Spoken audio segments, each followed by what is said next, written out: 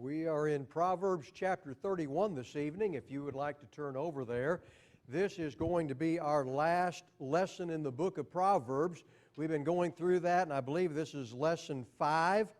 And all I wanted to do was to give you a sampling of some material in that so that you could follow your own course of study and keep going from this last lesson.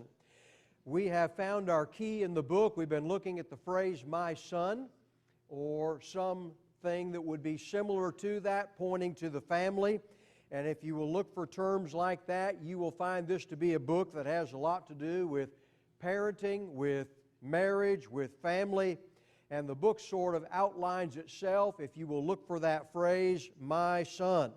And we've been looking at that in several chapters and seeing different topics being introduced along the way. There is a lot more to learn about parenting and family, so I hope you will, with this footing in the book, continue some personal study in regard to that. If you have a concordance, have availability of that in some way, either online or maybe having one of those old-fashioned books, concordance, and look up my son, father, mother, children, something along those lines, and follow that through the rest of Proverbs. It will be a blessing. So we want to begin by reminding about a thread in this particular book. And that is the key role of mother and father as we look at raising children in a home. We found that first in chapter 1 and verse 8. Hear, my son, your father's instruction, and do not forsake your mother's teaching. A godly father and a godly mother in the home, that's God's plan. And they combine in a wonderful way in raising children. And they are a balance to one another. Those who are married and have had children have probably found that to be true.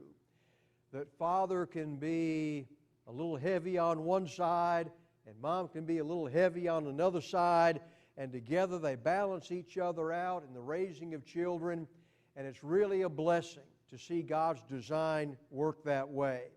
They complement the role of one another. That pattern continues. You'll find father and mother mentioned throughout this book. Chapter 4, verse 3, when I was a son to my mother, tender and the only son in the sight of my mother. Chapter 6, verse 20, observe the commandment of your father and do not forsake the teaching of your mother. And that will just go on and on and on. I followed that down through the book of Proverbs and found many, many passages that will mention mother and father together in the raising of children. If that is God's design, that's something we need to seek and observe. Sometimes things happen where that's not possible, and that's hard, but still it can be done in a godly manner. But the best way to do it is God's design with mom and dad in the home, both of them serving God, both of them helping and raising the children. God is so concerned about the family arrangement. The dynamic between that husband and wife is crucial. They're engaged in raising their children in godliness, and that's expected. That when you have mom and dad, that they are first focused on God, and in that focus they're raising the children. As you read through the Bible, that's the expectation that God has of our homes. When we take God out of that throne in the home, then things start to go wrong, and children will start to go wrong. We want to give them the best footing that we possibly can. And it's also expected that children are going to give due respect to their parents who are trying to raise them in godliness. When the home is centered that way, that's the way God designed it to be. Now I want to get on to our last chapter, and what I've done is I've zoomed ahead all the way to the last chapter in the book of Proverbs. Ladies always like this chapter because it sets such a high mark for the ladies. And I used to do this all the time on Mother's Day, and I could tell after a while the ladies didn't really think it was that great because this lady in Proverbs 31 is unreal. It's like, how do you ever reach that? Well, I want to talk about that a little bit tonight and see who she is and what she's about. But we're going to begin in the first 9 verses and just sort of skim through this very quickly. And we begin talking about King Lemuel. And this starts out the Proverbs of Solomon, and he's talking to his son, and all of a sudden we end up with King Lemuel, and someone says, well, who's King Lemuel? Well, I don't know that it really matters. Some people think it's another name for Solomon. Some think it's someone else. All I know is that when I read all the way through my Bible, I don't find King Lemuel anywhere. Not amongst God's people, not in the northern kingdom of Israel, not in the southern kingdom of Judah. I don't find any king named Lemuel. So either this is a foreign king, unlikely, because this is all about God. And so it's unlikely that it's that, so it's got to be something else. Whether it's another name for Solomon or just a figurehead of a king, whatever it might be, I don't know that it really matters. The information that comes across, that's what matters. And King Lemuel, whoever he is relating the oracle, another word for that would be burden or responsibility, that his mother taught him. And I find that fascinating. Here is a king fondly remembering something his mother taught him. What's that old phrase? The hand that rocks the cradle rules the world. And you see something like that in these opening verses of Proverbs 31. Here is the mother behind the king, and he's remembering something his mother taught him, and he wants everyone to learn this. It's not just important for a king, it's important to pass on to other people. And that's what he's doing in Proverbs 31. And there are a few key sections about that, and that's what I want to skim before we get into the rest of Proverbs 31. Verse 2, she reminds him, this king, she reminds him of what he already knows. What, O my son, and what, O son of my womb? Now, what's a mother saying when she talks to her grown son, King Lemuel, when she talks to her son, and she says, O son of my womb? You hear something in that, don't you? And then it goes on, and what, O son of my vows? She loves him like only a mother loves her child. O son of my womb, and son of my vows, somehow God is involved in this. You might be thinking about Hannah and her vow about Samuel. Somehow God's involved in this. This is her motive. O son of my womb and son of my vows.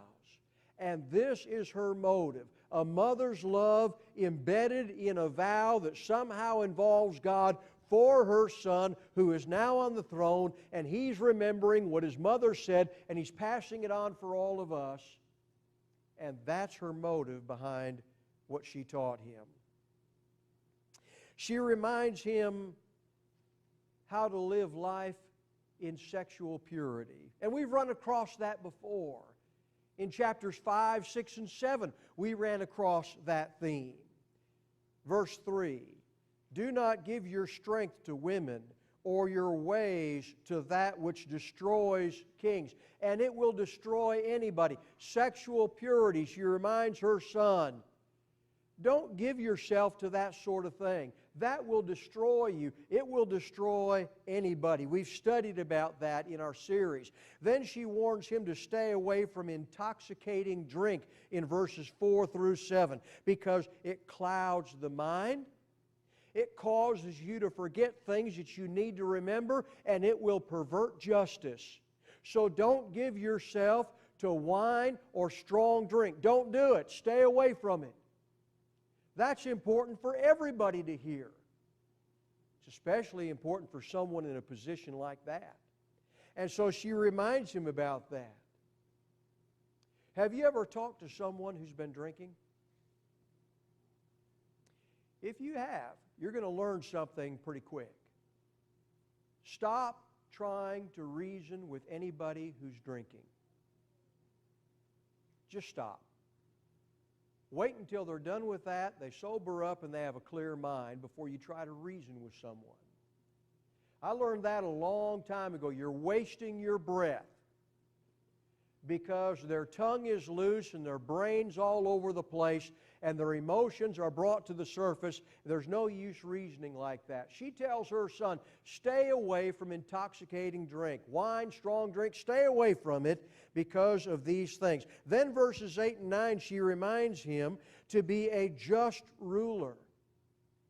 That's the heart of this mother. And the king remembers her fondly for the things that she taught. And now we come down to this advice about the worthy woman, or some translations will say the excellent wife. And that begins in verses 10 and following on from there. This is a very interesting poetic arrangement. You'll notice if you start counting from verse 10 onward, you have 22 verses. How many letters are in the Hebrew alphabet? That's right, 22. And what you have is a poetic style where each verse begins with a letter to the Hebrew alphabet, sort of like Psalm 119 is arranged. So it's a very poetic style going through the Hebrew alphabet in that way as you get to verse 10 and onward from there. Her standards, this excellent wife, this worthy woman, are the ideal. Not everything in this is reachable for everybody. She has a particular position in life. She has particular resources at her fingertips. And so she has this money to invest. She has servants to manage. And she has all these opportunities. Well, if you don't have those opportunities, you can't do those things.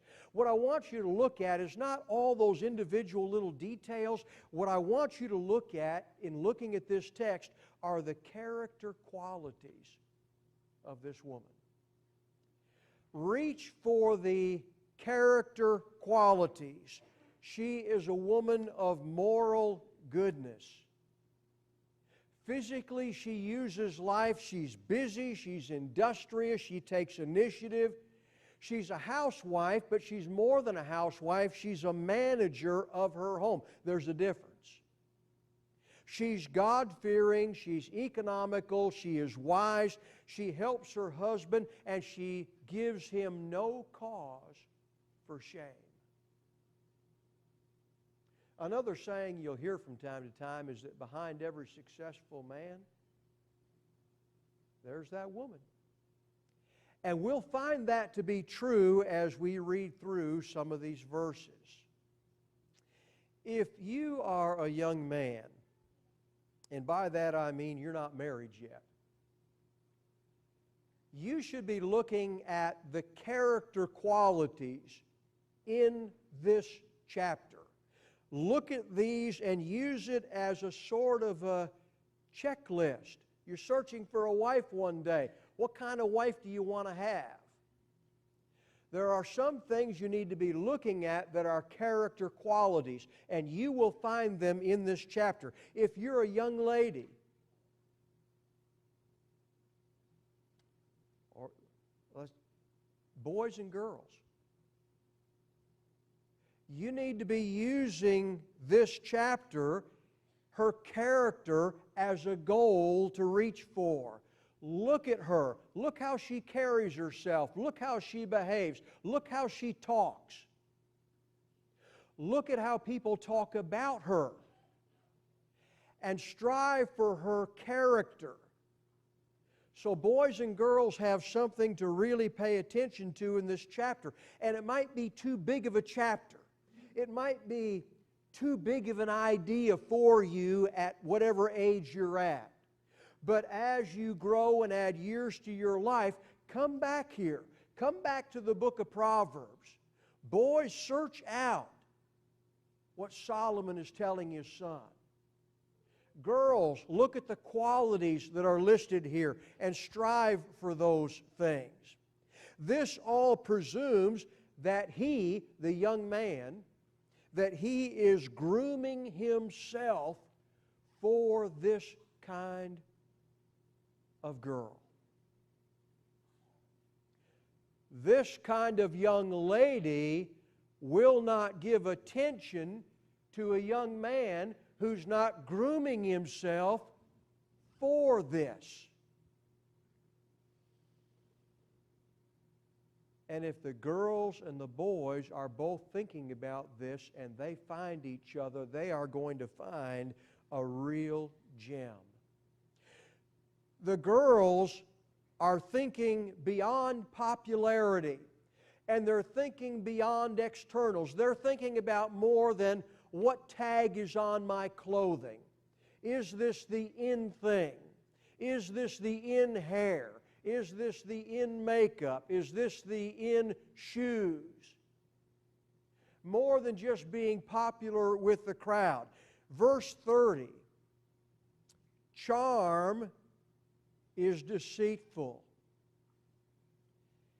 One of the translations I found for the word charm is popularity.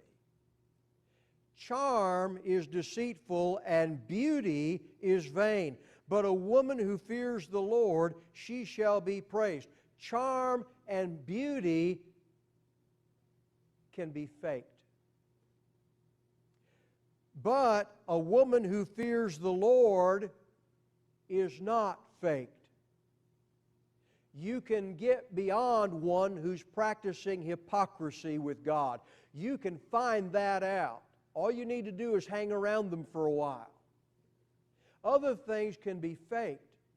The externals can be, but the internal has to be real. And she shall be praised. That's the end of verse 30.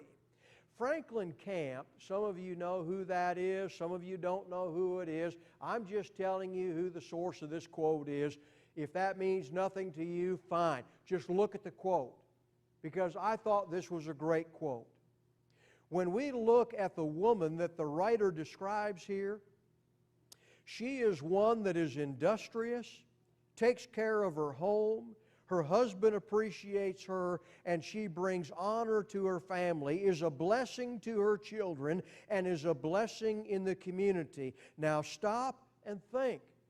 Take a father like the one Solomon describes in the early chapters of Proverbs, and a mother, as is described in the last chapter in verses of Proverbs. Put children in a home like that, and just think about what we will have. It is almost impossible for us to think about and realize the value of it.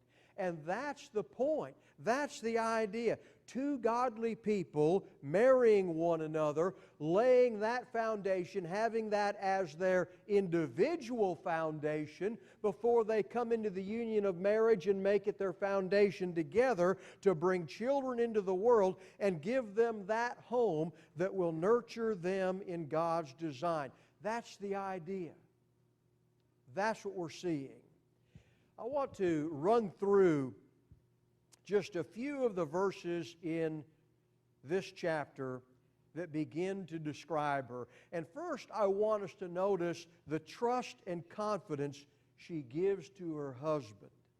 Verse 11, the heart of her husband trusts in her, and he will have no lack of gain.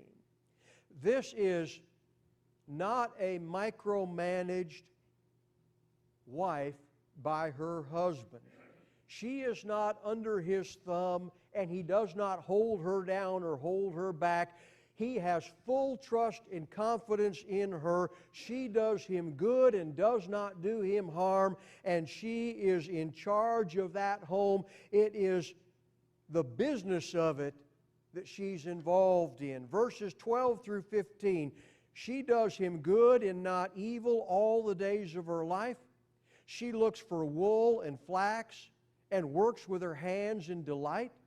She's like the merchant ships. She brings her food from afar. She rises also while it is still night and gives food to her household and portions to her maidens. She's in charge of that home. In subjection to her husband, yes. But that house, that home, that is her domain, and she takes charge of that. There's a phrase in 1 Peter 5 in verse 14 encouraging younger widows to get married bear children, and keep house.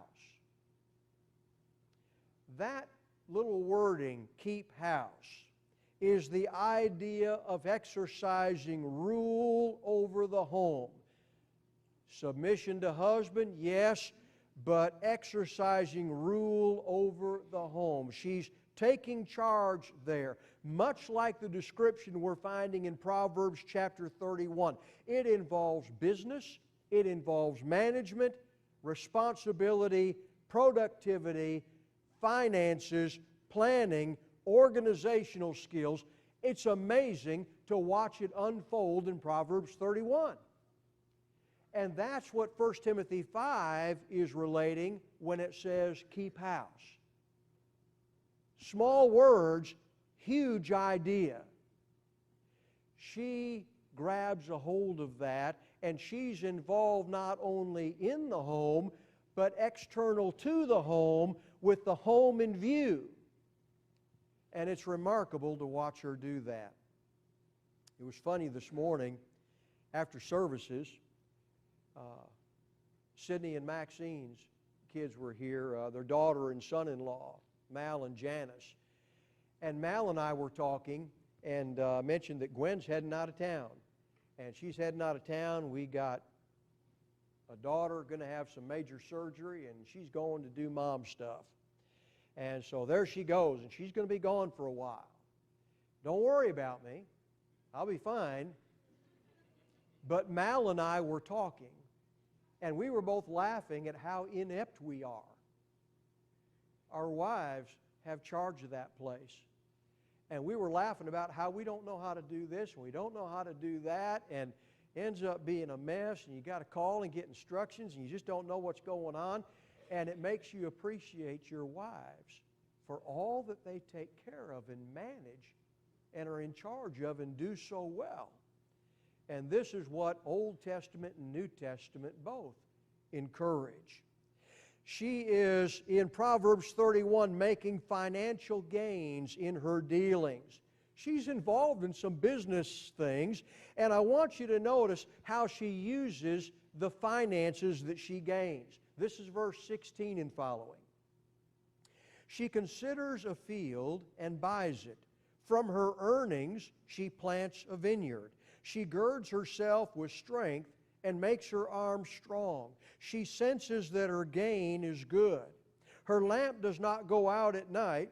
She stretches out her hands to the distaff, a staff for holding wool. She's making something.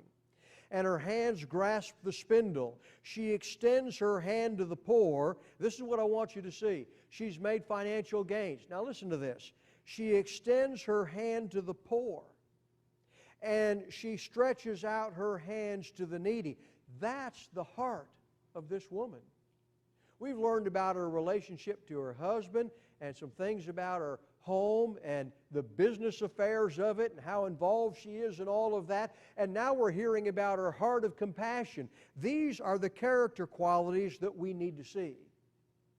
She's not about power and position and selfish interest. She is sympathetic to people in need, and she's personally involved in their care. That's her heart.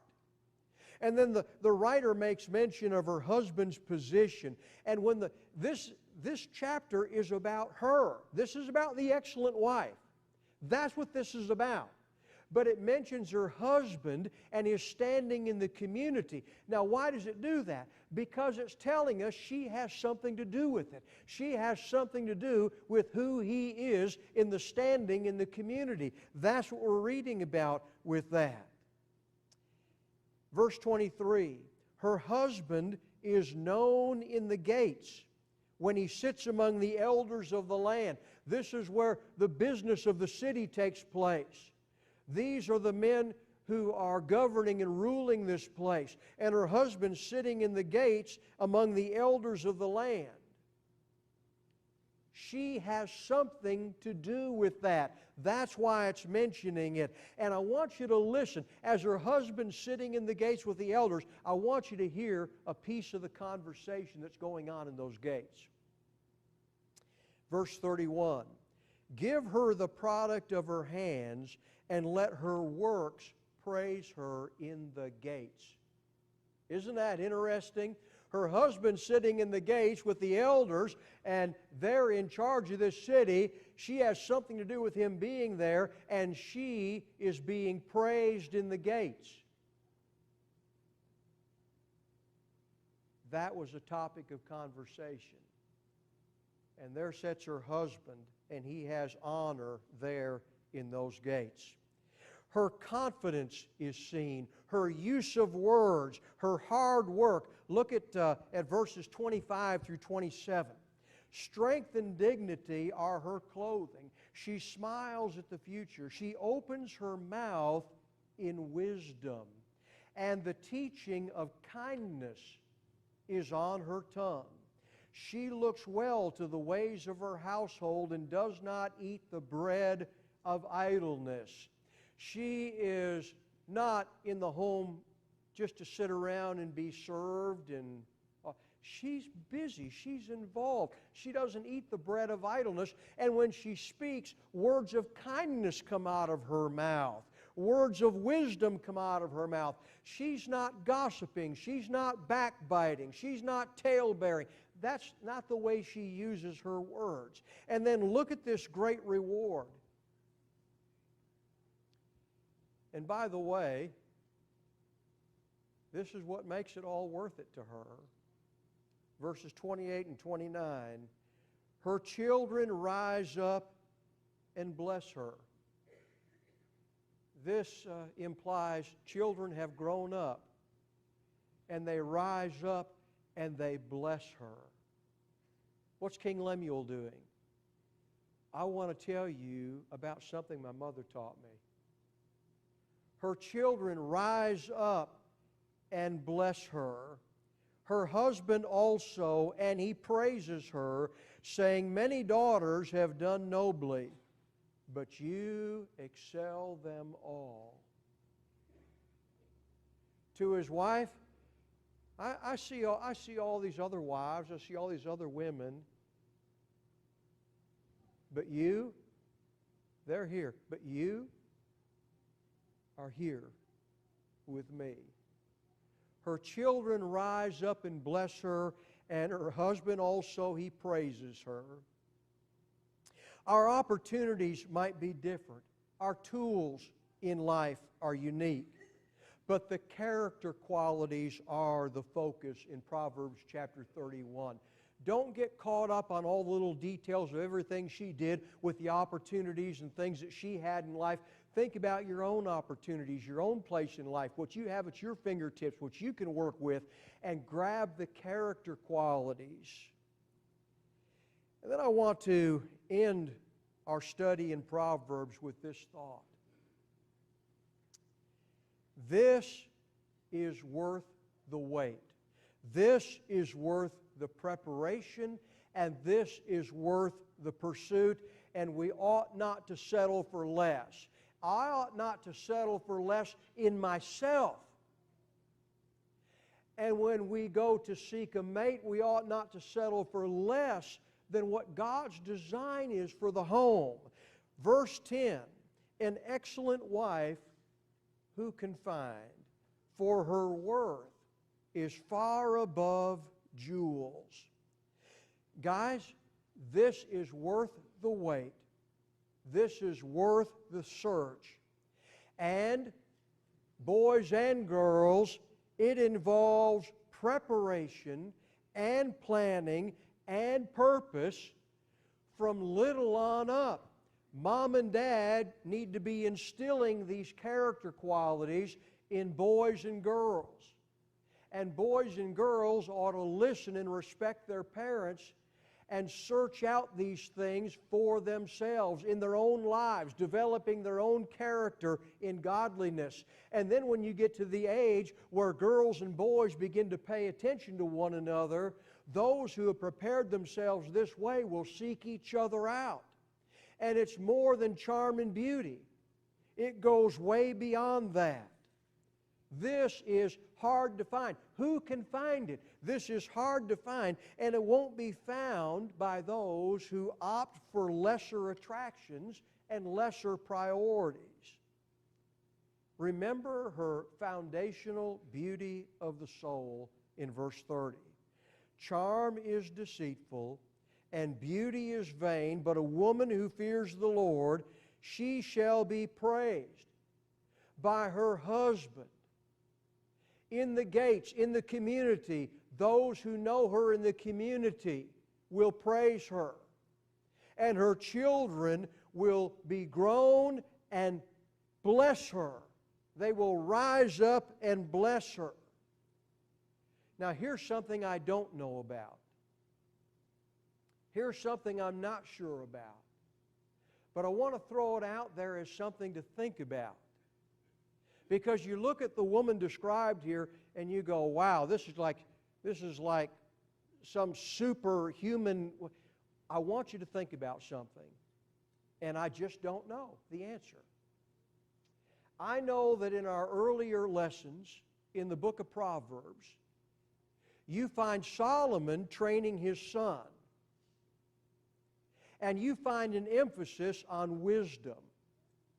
And you will find wisdom in the earlier chapters personified as a lady. She's calling in the streets. She's calling to you. Listen to her. And wisdom is personified as a woman in the earlier chapters. The woman of Proverbs 31 is like all the things we learned about in the teaching of Lady Wisdom. If you were to take all of that, group it together, what would she look like? She would look a whole lot like Proverbs 31.